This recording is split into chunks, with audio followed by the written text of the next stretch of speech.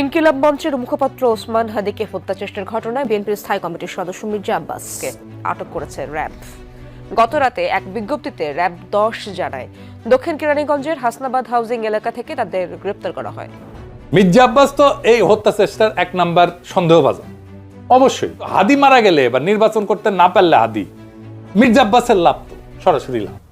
এই তদন্তে মির্জা আব্বাসকে জিজ্ঞাসাবাদ করা হবে, যতই খারাপ লাগুক শুনতে এটা করা হবে। শুটারদের সাথে মির্জা আব্বাসের কোনো কানেকশন আছে কিনা খুঁজে দেখা হবে। হাদির আসন অর্থাৎ ঢাকা ৮ আসনের ধানের শীষের প্রার্থী মির্জা আব্বাস হাদি হত্যাকাণ্ডে সরাসরি জড়িত বিএনপির এই বর্ষিয়ান নেতা। এমনকি তিনিই নাকি ঘাতক ফয়সালের অ্যাকাউন্টে ১২৭ কোটি টাকা লেনদেনের মূল ডোনার। মির্জা আব্বাসের রাজনৈতিক ক্যারিয়ার এখানেই শেষ। ওসমান হাদির নির্মম হত্যাকাণ্ডের তদন্তে এবার বেরিয়ে এলো পিলে চমকানোর মতো এক তথ্য, যা তোলপাড় সৃষ্টি করেছে পুরো রাজনৈতিক অঙ্গনে। শুধু কি রাজনৈতিক প্রতিদ্বন্দ্বিতা, নাকি এর পিছনে রয়েছে শত কোটি টাকার এক বিশাল লেনদেন। এ হত্যাকাণ্ডের মূল স্রোত বাধা রয়েছে ১২৭ কোটি টাকার এক রহস্যময় লেনদেনের সাথে। আর সবচেয়ে বড় চমক হলো, এ টাকার লেনদেনের সাথে নাম জড়িয়ে আছে খুদ বিএনপির নেতা মির্জা আব্বাসের এবং তার মালিকাধীন ঢাকা ব্যাংকের। মির্জা আব্বাসকে ঘিরে কেন হচ্ছে ওসমান হাদি হত্যার সন্দেহ? ১২৭ কোটি টাকার লেনদেন নতুন করে উস্কে দিচ্ছে প্রশ্ন। ওসমান হাদি হত্যাকাণ্ডের তদন্ত যত গভীরে যাচ্ছে, একটি নাম তত বারবারই সামনে আসছে। বিএনপির স্থায়ী কমিটির সদস্য ও ঢাকা ৮ আসনের প্রভাবশালী রাজনৈতিক ব্যক্তিত্ব মির্জা আব্বাস। জুলাই যোদ্ধা ওসমান হাদির উপর অ্যাটাক করার পরেই আমরা আজ করতে পেরেছিলাম যে এই ঘটনায় নিশ্চয়ই কোনো রাঘব বোয়াল জড়িত রয়েছে, যেই রাঘব বোয়াল ওসমান হাদির বিদায়ে সবথেকে বেশি লাভবান হবে এবং যার পরিকল্পনায় মূলত ওসমান হাদিকে দুনিয়া থেকে শেষ করে ফেলা হয়েছে। কিন্তু কে সেই রাঘব বোয়াল যার পরিকল্পনায় ওসমান হাদিকে মেরে ফেলা হয়েছে এবং ওসমান হাদির বিদায়ে সবথেকে বেশি লাভবান হবে সে? এই বিষয়টা নিয়েই এতদিন আলোচনা, পর্যালোচনা এবং কল্পনা জল্পনা চলছিল। অবশেষে সমস্ত প্রকার কল্পনা জল্পনার অবসান হলো, বেরিয়ে আসলো এবার থলের বিড়াল, সেই রাঘব বোয়াল যার পরিকল্পনায় মূলত ওসমান হাদিকে দুনিয়া থেকে শেষ করে ফেলা হয়েছে। সে আর কেউ নয়, সে হচ্ছে ঢাকা ৮ আসনে ওসমান হাদির প্রতিদ্বন্দ্বী প্রার্থী বিএনপি নেতা, যে ইতিমধ্যেই ওসমান হাদিকে মেরে ফেলার ঘটনায় হাতে নাতে ধরা পড়েছে। দর্শক, এ বিষয়ের কিছু অংশ ভিডিওর শুরুতে শিরোনামে আপনারা দেখেছেন, বিস্তারিত দেখবেন পুরো ভিডিও জুড়ে। এ বিষয়গুলো দেখার পূর্বে আপনাদের একটা অনুরোধ করব, যারা আমাদের চ্যানেলে নতুন আসছেন চ্যানেলটি সাবস্ক্রাইব করে অল ক্লিক করে বেল আইকনটি চালু করে দিবেন। দর্শক, চলুন আমরা দেখব যে ওসমান হাদিকে মেরে ফেলার ঘটনায় মূল পরিকল্পনাকারী ওসমান হাদির প্রতিদ্বন্দ্বী বিএনপি নেতা যে হাতে নাতে ধরা পড়েছে সেটা আমরা দেখব। সেটা দেখার পূর্বে চলুন প্রথমে আমরা একটু দেখে আসি হাদি হত্যায় শুটার ফয়সালের সাথে অর্থ লেনদেনের বিষয়ে সিআইডি যে চাঞ্চল্যকর কিছু তথ্য দিয়েছে সেটা আমরা প্রথমে কিছু অংশ দেখে এরপর ওই বিষয়টা দেখব। ধৈর্য ধরে একটা লাইক দিয়ে ভিডিওটি শেষ পর্যন্ত দেখতে থাকুন। খুন করার আগেই পেমেন্ট ক্লিয়ার, টার্গেট লক করার আগেই ব্যাংক অ্যাকাউন্টে ঢুকে গেল কোটি কোটি টাকা। একজন ভাড়াটে শুটারের ব্যাংক ব্যালেন্স দেখলে বড় বড় শিল্পপতিরাও লজ্জা পাবেন। মাত্র একজন ব্যক্তির ৫৩টি ব্যাংক অ্যাকাউন্ট, আর গত কয়েক বছরে সেখানে লেনদেন হয়েছে অবিশ্বাস্য অঙ্কের টাকা, ১২৭ কোটি টাকা। হ্যাঁ, ঠিকই শুনেছেন, ১২৭ কোটি টাকা। সম্প্রতি ঢাকা ৮ আসনের সম্ভাব্য প্রার্থী শরীফ ওসমান হাদিকে হত্যার ঘটনায় তোলপাড় সারা দেশ। কিন্তু লাশের চেয়েও এখন বড় রহস্য হয়ে দাঁড়িয়েছে এই হত্যাকাণ্ডের ফাইন্যান্সিয়াল ট্রেইল বা অর্থের উৎস। শুটার ফয়সালের অ্যাকাউন্টে ঠিক হাদিকে হত্যার আগ মুহূর্তে কারা পাঠালো নগদ ২ কোটি ৪১ লাখ টাকা? আর এই টাকা কি শুধুই একটি হত্যার সুপারি, নাকি এর পেছনে লুকিয়ে আছে মানি লন্ডারিং এর এক বিশাল আন্তর্জাতিক সিন্ডিকেট? সিআইডি যখন তদন্তে নামলো তখন বেরিয়ে এলো এমন সব তথ্য যা শুনে গোয়েন্দাদেরও চোখ কপালে। আজকের ভিডিওতে আমরা উন্মোচন করব শুটার ফয়সালের সেই মাস্টার প্ল্যান এবং টাকার পাহাড়ের গোপন রহস্য। তাই কোনো তথ্য মিস না করতে চাইলে শেষ পর্যন্ত দেখুন। এই গল্পের মূল ভিলেন ফয়সাল করিম মাসুদ। পুলিশের খাতায় সে একজন ফেরারি আসামি, একজন শুটার, কিন্তু ব্যাংকের খাতায় সে একজন সফল ব্যবসায়ী। তার লেনদেনের হিসেব দেখলে মাথা ঘুরে যাবে। সিআইডি তদন্তে নিশ্চিত হয়েছে শরীফ ওসমান হাদিকে হত্যার ছক যখন কষা হচ্ছিল, তখন ঠিক সেই সময়টাই ফয়সালের ব্যাংক অ্যাকাউন্টগুলো হঠাৎ করেই অস্বাভাবিকভাবে সচল হয়ে ওঠে। সবচেয়ে চাঞ্চল্যকর তথ্যটি হলো হাদিকে হত্যার ঠিক 3 মাস আগে এবং 1 মাস আগে দুটি বিশাল ট্রানজ্যাকশন হয়। মোট 2,41,00,000 টাকা জমা পড়ে ফয়সাল এবং তার স্ত্রীর অ্যাকাউন্টে। তারিখগুলো খেয়াল করুন। 18 সেপ্টেম্বর 2025। হাদি হত্যার ঠিক 3 মাস আগে রাজধানীর রূপনগরের একটি ব্যাংকের শাখায় ফয়সালের একটি অ্যাকাউন্টে জমা হয় 1,76,00,000 টাকা। এই অ্যাকাউন্টটি ছিল SME উইমেন এন্টারপ্রাইজ নামের একটি প্রতিষ্ঠানের। মজার ব্যাপার হলো প্রতিষ্ঠানের নাম উইমেন এন্টারপ্রাইজ হলেও এর মূল নিয়ন্ত্রণ ছিল ফয়সালের হাতে। এর পরের ট্রানজ্যাকশনটি আরও রহস্যময়। 4 নভেম্বর 2025, হত্যার ঠিক 1 মাস আগে NRBC ব্যাংকের বেনারসি পল্লী উপশাখায় জমা হয় আরও 65,55,000 টাকা। এই অ্যাকাউন্টটি ছিল ফয়সালের স্ত্রী সামিয়ার নামে, অর্থাৎ কিলিং মিশন এক্সিকিউট করার ঠিক আগ মুহূর্তে এই টাকাগুলো তাদের হাতে পৌঁছায়। এখন প্রশ্ন হলো, কে বা কারা এই বিশাল অঙ্ক ইনভেস্ট করলো ফয়সালের উপর? সিআইডি তদন্তে উঠে এসেছে আরও ভয়ঙ্কর তথ্য। টাকাটা অ্যাকাউন্টে ঢোকার পর ফয়সাল কিন্তু বসে থাকেনি। সে জানতো মিশন শেষ করার পর তাকে পালাতে হবে, আর পালানোর জন্য দরকার নগদ টাকা। তাই হাদিকে গুলি করার আগে সে এবং তার স্ত্রী মিলে অ্যাকাউন্ট থেকে ধাপে ধাপে 1,76,00,000 টাকা তুলে নেয়।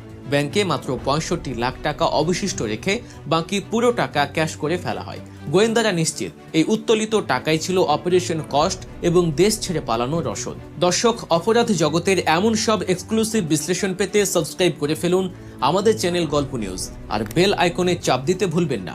এবার আসা যাক সেই 127 কোটি টাকার রহস্যে। সিআইডি যখন ফয়সালের আর্থিক আমলনামা খুঁজতে শুরু করে তখন তারা 14টি ভিন্ন ভিন্ন ব্যাংকে ফয়সালের 53টি অ্যাকাউন্টের সন্ধান পায়। ভাবা যায় একজন শুটারের 53টি ব্যাংক অ্যাকাউন্ট। 2017 সাল থেকে 2025 সাল, এই 8 বছরের মধ্যে এই অ্যাকাউন্টগুলো দিয়ে মোট লেনদেন হয়েছে 127 কোটি টাকা। প্রশ্ন আসতেই পারে, একজন খুনির অ্যাকাউন্টে এত টাকা আসে কোত্থেকে? ফয়সাল নিজেকে আইটি ব্যবসায়ী হিসেবে পরিচয় দিত। তার নামে এবং তার স্ত্রীর নামে খোলা হয়েছিল বেশ কিছু ভুয়া প্রতিষ্ঠান: Apple soft IT, Icon software, Leads training and consulting, Leads corporation, directory project. নামগুলো শুনলে মনে হবে সিলিকন ভ্যালির কোনো কোম্পানি, কিন্তু বাস্তবতা হলো এগুলো সবই ছিল কাগুজে প্রতিষ্ঠান। সিআইডি এবং সাংবাদিকদের অনুসন্ধানে দেখা গেছে রাজধানীর বাংলা মোটরের রূপায়ণ ট্রেড সেন্টারে এবং আদাবরের বায়তুল আমান হাউজিংয়ে এই কোম্পানিগুলোর যে ঠিকানা দেয়া ছিল সেখানে আদতে কোনো কার্যক্রমই ছিল না। লিডস ট্রেনিং সেন্টারের অফিসে গিয়ে দেখা যায় 1.5 বছর আগেই তারা সবকিছু গুটিয়ে উধাও। অর্থাৎ এই কোম্পানিগুলো খোলা হয়েছিল শুধুমাত্র কালো টাকাকে সাদা করার জন্য এবং হিট মানি বা কন্ট্রাক্ট কিলিং এর টাকা বৈধ চ্যানেলে রিসিভ করার জন্য। ব্যাংক এশিয়ার আদাবর রিং রোড শাখাতেই ফয়সালের 19টি অ্যাকাউন্ট পাওয়া গেছে, যেখানে প্রায় 50 কোটি টাকা লেনদেন হয়েছে। অথচ ব্যাংক ম্যানেজাররা বলছেন এই অ্যাকাউন্টগুলো এখন ইনঅপারেটিভ, মানে কাজ শেষ, লেনদেন শেষ, অ্যাকাউন্টও ক্লোজ। এবার শুনুন ফয়সালের সেই মাস্টার প্ল্যান, যা হার মানাবে থ্রিলার মুভিকেও। ফয়সাল জানতো শরীফ ওসমান হাদিকে হত্যা করার পর আইন শৃঙ্খলা রক্ষাকারী বাহিনী তাকে হন্য হয়ে খুঁজবে, তাই সে এক চুলো ঝুঁকি নেয়নি। টাকা হাতে পাওয়ার পরই সে তার পরিবারকে নিরাপদ আশ্রয়ে সরিয়ে ফেলার কাজ শুরু করে। হত্যার আগে সে তার স্ত্রীকে পাঠিয়ে দেয় নরসিংদীতে, বাবা মাকে পাঠিয়ে দেয় কেরানীগঞ্জে এবং তার বোনকে পাঠিয়ে দেওয়া হয় দেশের বাইরে। সবাইকে সেফ জোনে পাঠিয়ে ফয়সাল নিজে হাদিকে হত্যার মিশন শেষ করে। এরপর পূর্ব পরিকল্পনা অনুযায়ী সে দেশ ত্যাগ করে। প্রযুক্তির সহায়তায় গোয়েন্দারা জানতে পেরেছেন ফয়সাল বর্তমানে ভারতে অবস্থান করছেন। ভারতের মহারাষ্ট্রে তার সর্বশেষ লোকেশন ট্র্যাক করা হয়েছে। তার কাছে যে 1,76,00,000 টাকা ক্যাশ ছিল, ধারণা করা হচ্ছে সেই টাকা ব্যবহার করেই সে বর্ডার ক্রস করেছে এবং এখন ভারতে আত্মগোপন করে আছে। কিন্তু সিআইডি এবং অন্যান্য গোয়েন্দা সংস্থাগুলো এখন শুধু ফয়সালকে খুঁজছে না, তারা খুঁজছে সেই অদৃশ্য হাতগুলোকে যারা এই 2,41,00,000 টাকা ফয়সালের অ্যাকাউন্টে ট্রান্সফার করেছে।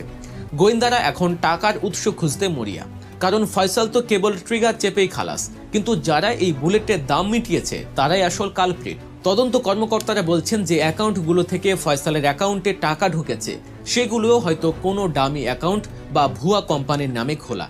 মানি লন্ডারিং আইনের আওতায় এখন প্রতিটি ট্রানজ্যাকশন চেক করা হচ্ছে। সিআইডি ইতিমধ্যে ফয়সালের সব ব্যাংক অ্যাকাউন্ট ফ্রিজ বা অবরুদ্ধ করার নির্দেশ দিয়েছেন। যে 65,00,000 টাকা এখনও ব্যাংকে পড়ে আছে তা বাজেয়াপ্ত করার প্রক্রিয়া চলছে। তবে শঙ্কার বিষয় হলো এত চতুরতার সাথে লেনদেনগুলো করা হয়েছে যে আসল প্রেরককে খুঁজে বের করাটা বেশ চ্যালেঞ্জিং।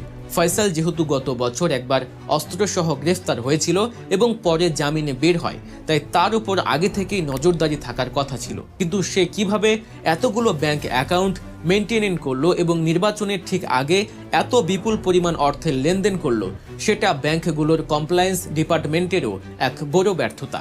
হাদি হত্যা হয়তো একটি রাজনৈতিক বা আধিপত্য বিস্তারের ঘটনা, কিন্তু এর পেছনের আর্থিক লেনদেনের চিত্রটি প্রমাণ করে যে এটি ছিল একটি সুপরিকল্পিত কর্পোরেট স্টাইল কিলিং, যেখানে খুনিকে আগে থেকেই আর্থিকভাবে নিশ্চিত করা হয়েছে, তার পরিবারের নিরাপত্তা নিশ্চিত করা হয়েছে এবং তার পালানোর পথ তৈরি করে দেয়া হয়েছে। এখন দেখার বিষয়, আমাদের গোয়েন্দা সংস্থাগুলো কি পারবে মহারাষ্ট্র থেকে ফয়সালকে ধরে আনতে, নাকি এই 127 কোটি টাকার লেনদেনের আড়ালেই চাপা পড়ে যাবে আসল সত্য? 2,41 লাখ টাকা কে দিল? এই প্রশ্নের উত্তর পেলেই বেরিয়ে আসবে হাদি হত্যার মূল পরিকল্পনাকারীর নাম। আপনার কি মনে হয় এই বিপুল পরিমাণ অর্থের যোগানদাতা কারা হতে পারে? কোনো রাজনৈতিক গডফাদার নাকি আন্ডারওয়ার্ল্ডের কোনো মাফিয়া? আপনার মতামত কমেন্ট করে আমাদের জানান। মির্জা আব্বাসকে ঘিরে কেন হচ্ছে ওসমান হাদি হত্যার সন্দেহ? 127 কোটি টাকার লেনদেন নতুন করে উস্কে দিচ্ছে প্রশ্ন। ওসমান হাদি হত্যাকাণ্ডের তদন্ত যত গভীরে যাচ্ছে, একটি নাম তত বারবারই সামনে আসছে। বিএনপির স্থায়ী কমিটির সদস্য ও ঢাকা ৮ আসনের প্রভাবশালী রাজনৈতিক ব্যক্তিত্ব মির্জা আব্বাস। যদিও এখন পর্যন্ত তার বিরুদ্ধে সরাসরি কোনো অভিযোগ প্রমাণিত হয়নি, তবে রাজনৈতিক বাস্তবতা, সময়কাল, আর্থিক লেনদেন ও সামাজিক বিতর্ক সব মিলিয়ে জনমনে প্রশ্ন উঠেছে, এই হত্যাকাণ্ডের নেপথ্যে কি সত্যি কোনো প্রভাবশালী রাজনৈতিক হাত রয়েছে? রাজনৈতিক বিশ্লেষকদের মতে ঢাকা ৮ আসন মানে ক্ষমতা ও প্রভাবের লড়াই, আর এই আসনে দীর্ঘদিন ধরেই যিনি প্রভাব বিস্তার করে আসছেন তিনি মির্জা আব্বাস। অন্যদিকে ইনকিলাব মঞ্চের মুখপাত্র শরীফ ওসমান হাদি এই আসনে স্বতন্ত্র প্রার্থী হিসাবে আবির্ভূত হওয়ার রাজনৈতিক সমীকরণে নতুন চাপ সৃষ্টি হয়েছিল। এই প্রেক্ষাপটে হাদি হত্যাকাণ্ডের পর আলোচনার কেন্দ্রবিন্দুতে চলে আসে মির্জা আব্বাসের নাম। 127 কোটি টাকার লেনদেনের প্রশ্ন শুরু হয় এখানেই।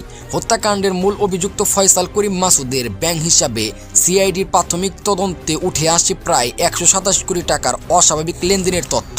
পাশাপাশি অভিযানে উদ্ধার হওয়া বিভিন্ন চেকে আরও প্রায় 218 কোটি টাকার আর্থিক নথি পাওয়া যায়। মোট হিসাব দাঁড়ায় প্রায় 345 কোটি টাকা, যা কোনো সাধারণ অপরাধের ক্ষেত্রে প্রায় অসম্ভব বলেই মনে করছেন তদন্ত সংশ্লিষ্টরা। তদন্ত কর্মকর্তাদের একটি অংশের প্রশ্ন, এত বড় অঙ্কের অর্থ যদি একজন সাধারণ ব্যক্তির হয়, তাহলে সেই অর্থের পৃষ্ঠপোষক কারা?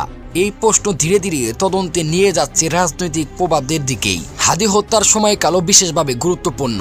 ঠিক সেই সময় ঢাকা ৮ আসন নিয়ে রাজনৈতিক হিসাব নিকাশ তীব্র হচ্ছিল।